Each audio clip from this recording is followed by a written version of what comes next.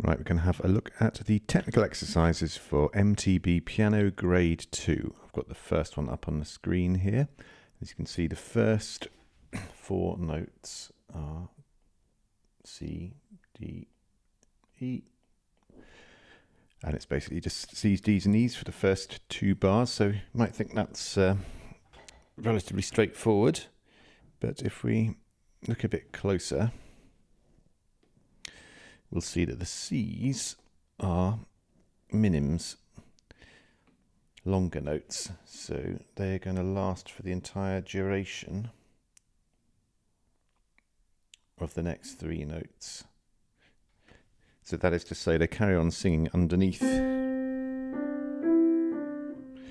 the D, E and D, so that they're still singing at the end of that little group of notes. So the trick with this is to not feel like you have to hold the C down with any force or tension. Just press the C and then allow your hand to be totally relaxed and allow your thumb just to sort of sit in the note, allowing it to carry on singing, but without continuing to put pressure on it. And then you should find you can move your other fingers very freely. So the next two bars are the same sort of thing, but just everything moves up by one. So it's exactly the same principle. So it'd be your second finger allowing the D to keep singing, but again, see if you can do that by keeping it very, very free.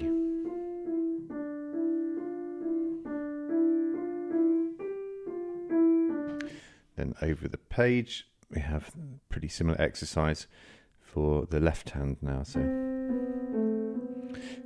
the left hand thumb will be singing a nice long middle C, while the other fingers play some notes beneath it.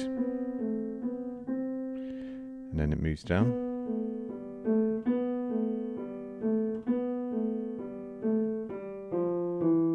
And then we have something interesting at the end. We have all five notes next to each other, played by each hand. So you might think that looks a little bit odd, the way that's drawn. Because in theory, when notes are to be sounded together, we have them sort of stacked up vertically on top of each other, like that's what we'd see in a C chord there.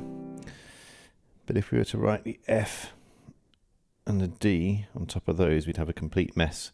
So when you have notes that are adjacent to each other in the scale or the alphabet, you have to draw them slightly to one side of each other. So let's play this one through now. Got the metronome on at 80 to practice with.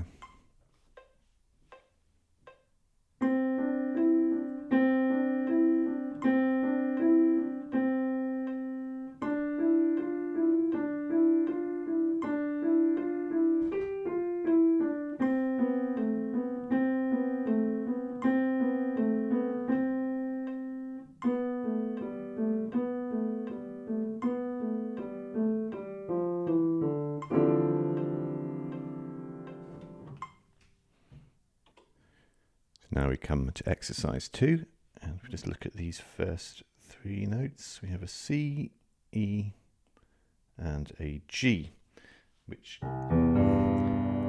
forms a C major chord.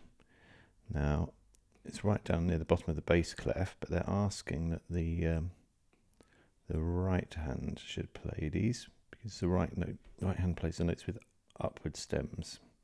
So these three have all got upward stems. So right hand's going to come down there and play them. Just switch to a wider view of the keyboard there, seeing as we're using quite a lot of it. So the right hand is going to play the notes with the stems going up, and the left hand will play these notes with the stems going down. So right hand C, E, G. Notes for C major chord, the top two, which are E and G. The left hand then comes in with a D sharp and an F sharp, which you'll note are a semitone below. And then we're back to the E and the G in the right hand, and then the semitone below, and then back to the E and G. And then basically this pattern is going to repeat up 1 octave.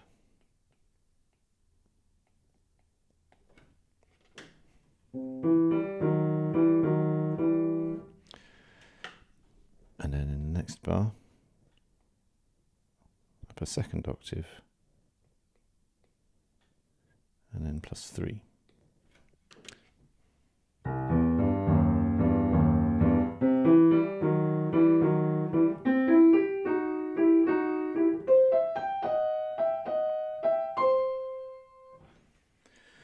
And then on page 2, it basically starts where we finished, but in reverse order. So the right hand plays G, E, C, still the notes of a C major chord, but in reverse order. And the remainder of the bar is the same as it was before. And then we go -1 octave, -2 octaves, -3 octaves.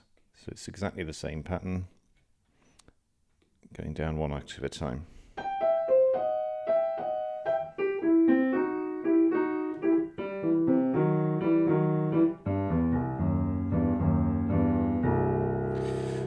And then we finish with the lowest 2 C's on the piano, indicated by this instruction to play the last 2 notes an octave lower than written. So again, let's practice that all the way through.